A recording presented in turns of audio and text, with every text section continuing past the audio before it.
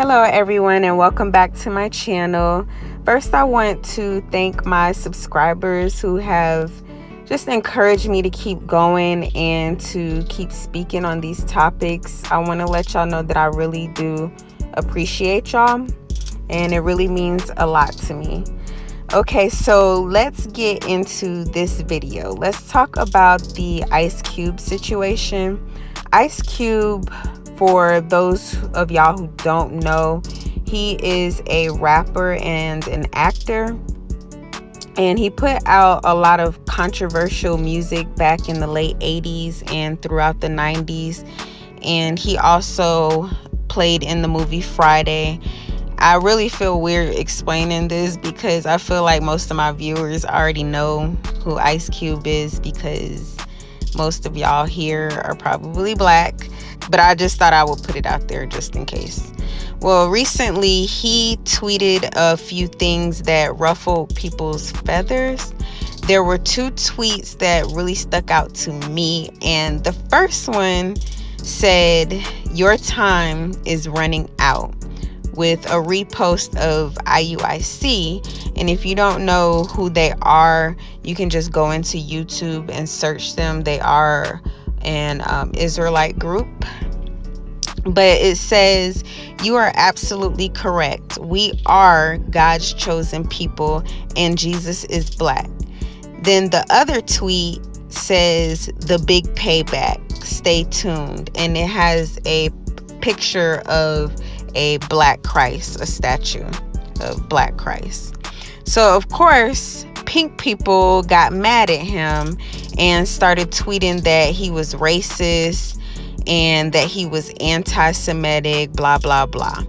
Now let's start by saying this world and the people in it are more comfortable with lies than they are the truth. There's been so many lies and so much corruption that now when you speak the truth is somehow received by people as being hate. This whole entire world revolves around us so-called black people. We are the salt of the earth. And without us, this entire planet would be nothing. It would be bland. There would be no flavor. There would be no soul. We make this world go round. Nobody can dress better than us. Nobody can sing better than us. Nobody can dance better than us. Who dominates sports like we do? We are inventors, and we're a resilient, strong, beautiful people. Now, with that being said, people need to stop with this whole anti-Semitic crap. We as so-called black people, we come from Shem. That's where they get this Semitic from. We come from Shem. So how can we be anti-Semitic? And I encourage everyone listening to do your research on that. You should go out and purchase these two books. One is called From Babylon to Timbuktu, and the other one is the Zondervan Bible Dictionary. The truth is coming out, y'all, and these lies are starting to be exposed. They are scared because their whole world is unraveling. The truth is no longer hidden, and the world is waking up to who we are. Ice Cube was just speaking straight facts, and at the end of the day, the truth will stand no matter what. And in my previous video, I asked, why don't black people ever get true justice in America? But like Ice Cube said in his tweet, there will be payback. There will be payback. It's just not in the way that most people imagine. And Ice Cube is onto something with that tweet. He's onto something. But I will say that I have little to no faith in celebrities, because a lot of them will have one foot in the door and one foot out because they're not willing to give up everything they have, all the fame and the money. Because that's what happens when the powers that be find out they can no longer use you for their own agenda. If Ice Cube was talking about killing his own people, pushing drugs in our communities, if he was like Future or I don't know the rappers these days, they would be fine with that. But they have a problem with him coming out and speaking truth. But you know, we'll see.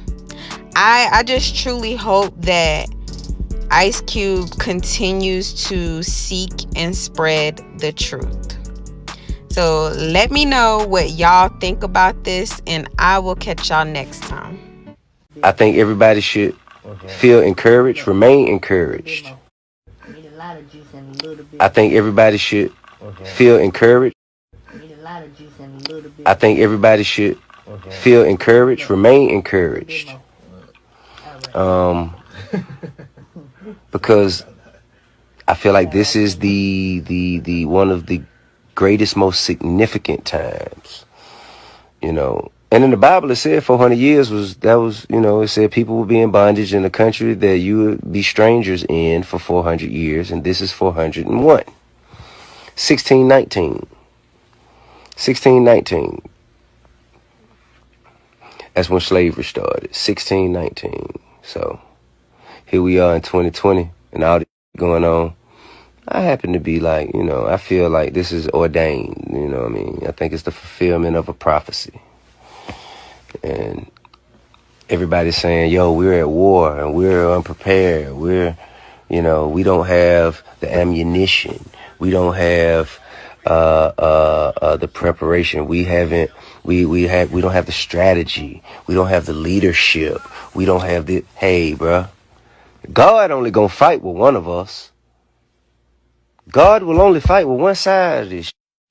And if it's and if he fight with us, and guess what? That's all the we need. Our covenant with our Heavenly Father was established when He empowered. Our covenant with our Heavenly Father was established when He empowered us black people with the name Israel and labeled us as His peculiar people. And the etymology of peculiar means belonging exclusively to one being, special and particular. And He also laid out the blessings and curses that we can expect if we chose to disobey His commandments. While we are hurting, exhausted, and boiling with emotion, we must also understand that our opposition not only knows our true identity, but have also become masters of our weaknesses and intentionally structure systems to entangle us in sin, which is the only force on this earth that can prevent us from operating in our true power. Sadly, they seem to know more about us than we do ourselves at times. So in no way are we aiming to divert the much needed and overdue attention away from the situation at hand with these unarmed killings. And we in here with us and don't want to combat and have an argument. I put you to the test to look up who the 12 tribes are. It'll change everything. It'll change everything. Look up who are the 12 tribes of Judah. Israel and Judah.